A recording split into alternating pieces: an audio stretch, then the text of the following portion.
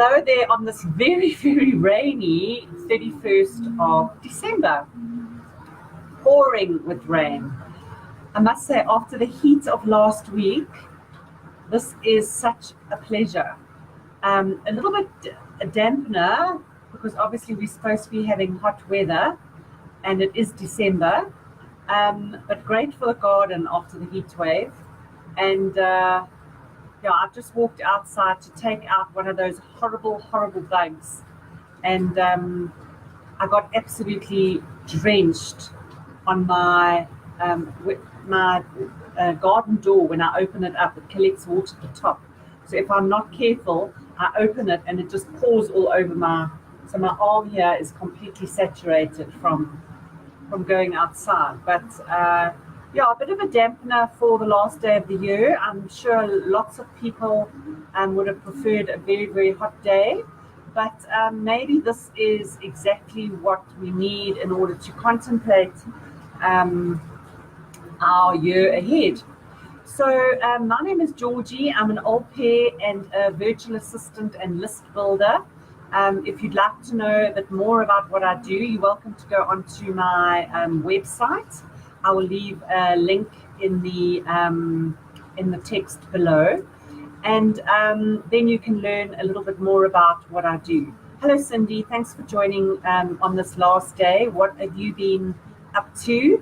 Have you been away on holiday? Are you just going on holiday? Have you stayed in Johannesburg? And how has your year turned out? I must say, I've had quite a few conversations with people and they've said, oh my word, 2018 was terrible. Just let it go, let it go. I want to start afresh. Hello, Peter. Thanks for joining. Have you been on a holiday? Have you been in Johannesburg? What have you been up to? So people have said 2018 was absolutely awful. Just let it go. I can't, it was a terrible year. Let me just start with 2019. But I must say, if you had to look back on your year, month by month, which I did yesterday, there are a couple of things that stand out for me. And I could wrap it all up and say what a terrible year I had. But the four happenings that happened to me over 2018 have really, really changed how I think about 2018, and I'd like to share them with you. The first incident that I can talk about is when I actually plucked up the courage in May last year to start au pairing. Now, obviously, there's a word au pair, which is looking after the young children. And I coined the phrase au pair, which is looking after the older generation. I'm not quite sure where au pair came from, because AU doesn't really talk about kids, but au talks about the elderly. So I coined this phrase au pair and created a page on my website where I explain the whole concept of au pairing. And just as a brief overview, au pairing is taking care of the elderly in a completely different way. So like au pairing, you do homework with children, you fetch them from school, you spend time with them, you get to know them, you do activities with them. You don't necessarily babysit them. You might be asked to do a overnight if the parents are going out for dinner or something like that. But it's very rarely that you actually take care of them from a respect of bathing, feeding, and staying over with them. So I liken that to au pairing, where you do activities with the elderly, you take them to appointments, you spend time with them, you learn about them. Hello, Judith. Nice to see all your posts on Facebook. And you actually spend time with them, learning about them, educating them, doing activities with them to stimulate them.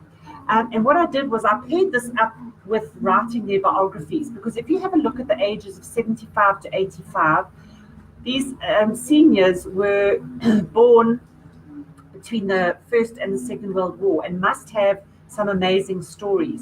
So that was the first thing that happened to me in May. From the beginning of the year to May, I know that I was quite ill with bronchitis. So May stands out for me as far as, sorry, I'm doing that the wrong way. Oh my word.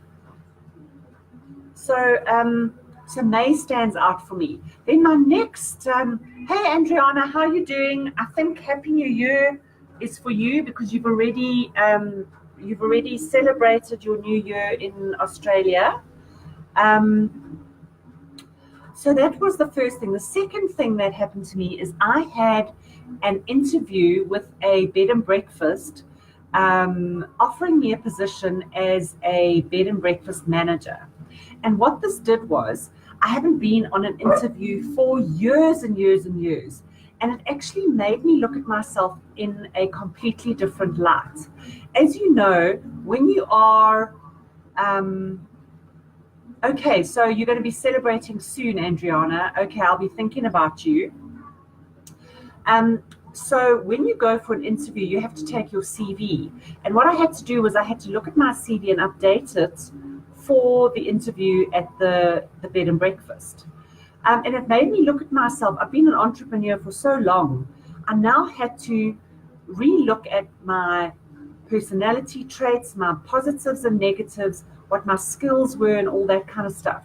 And there I had 2 sessions of 2-hour interviews with the owners and the current manager. And I actually had to convince them and at the same time convince myself what my abilities were, which was a huge positive for me. It brought out so many things that I had forgotten about my personality, so many traits and skills that I had that I didn't even, I hadn't used for so long. So that was amazing awareness for me. So that was the second thing. The third thing that happened to me was I have been seeing a doctor at a facility which is well known. It's a group of doctors, either dentists, doctors, X-ray, blood. It's a community of medical practitioners. There's a couple of them all over our major cities in South Africa. And I had some symptoms, which I thought was the onset of another bronchitis. And this doctor had misdiagnosed me with panic attacks. I was having panic attacks in my throat. My heart was beating quite badly. I was extremely exhausted. My muscles were very sore. And she was putting it down to high stress. What I did was I decided to actually go for a second opinion. And this was an extremely good learning for me. I went to another doctor. Her opinion was I needed to go for tests. So I don't actually have a very, very good medical aid. So what was advised was to actually go into hospital with suspected thyroid issues. And it turned out that after seeing a specialist for a 24-hour period, I was diagnosed with an underactive thyroid. Literally within 5 days of taking the medication, my whole body changed. My heart palpitations stopped. My muscles started loosening and not being so tense. My tiredness had alleviated in a way. So that decision of actually finding a new doctor was the best decision that I made. So that was the third incident. The fourth incident was when a bestie told me about how innovative I am, how entrepreneurial I am, and how I'm so good at brainstorming and finding new ideas and new concepts, but how I don't stay the course. So hello, Luke. Thank you so much for joining. I hope you are enjoying your last day of 2018. And of course, congratulations on your engagement this year. And I'm sure that there's a wedding in the offing. So this bestie said to me, because you are such a good entrepreneur, you are not very good at committing and staying the course. And I was so receptive to hearing this because of my experiences over a couple of experiences over the year, that I was very receptive to hear this. So that is why I started these Facebook Lives to actually be regular. Hey Neil, how's it going? I'm sure that you had a fantastic year end with all your events through your business, and I trust that you will have another successful year in 2019. So that's why I started the Facebook Live, so that I could become regular. And my research that I did yesterday was looking back at these 4 incidents over my year, and I would never have acknowledged those 4 incidents if I had taken the attitude of I've had a terrible 2018. But because I delved into it and looked at it in a deeper way, I was able to acknowledge amazing experiences that I've had, incidents that I've had over the year that have changed the way I look at things. So in the research that I did yesterday, I have now come out with the word commitment. And that is to be committed in everything that I do. Whether it's committed to the Facebook Lives, or committed to going to gym, or committed to doing the best that I can for my clients, or committed to actually eating well, I'm not going to look at 1 or 2 or 3 or 4 areas, like I was saying on Friday, of the life wheel, where you have to look at spiritual and family and education and your work and exercise and hobbies and all those kind of things. I want to be committed in everything that I do. So when I wake up, I want to be committed to actually getting out of bed. If I am going to gym, I want to be committed to actually do what I want to do at gym.